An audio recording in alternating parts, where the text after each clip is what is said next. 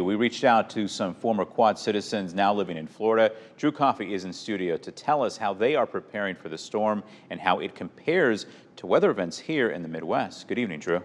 Hey John, Hurricane Helene, now a Category 4 hurricane, is expected to hit Florida tonight as it advances across the Gulf of Mexico. Damaging flash floods, strong winds, and heavy rains are some of the challenges the storm is bringing, but everyone handles these natural events differently. I spoke with two Quad City natives that are experiencing the incoming storm in the Tampa area about how they, as well as longtime Florida residents, are gearing up for when it finally hits. There's little you can do about a natural event, Hurricane season down here now, like August to November. It's a little scary. but prepare and wait. So a lot of people around me have been boarding up their houses. Brittany Yoakum moved to Brandon, Florida from the Quad Cities 2 years ago and now faces Category 3 Hurricane Helene as it approaches the shores. Yoakum says the weather risks between different states can be an adjustment, but preparation stays the same. So just to make sure you're not in a flood zone, stay calm, definitely, do all the repercussions as far as getting water, perishable food items, make sure you have flashlights, candles around. But Yoakum's not a first-timer. She dealt with Category 5 Hurricane Ian back in 2022.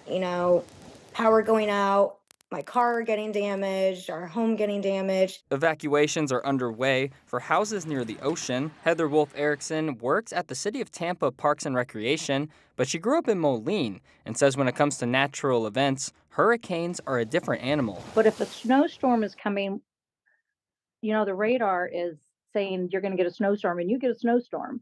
Sometimes we do a lot of prep because this storm is out over the water and it's projected, and you have to do the same preparation as if you're going to get hit. This can make hurricanes harder to predict, as sometimes they can curve.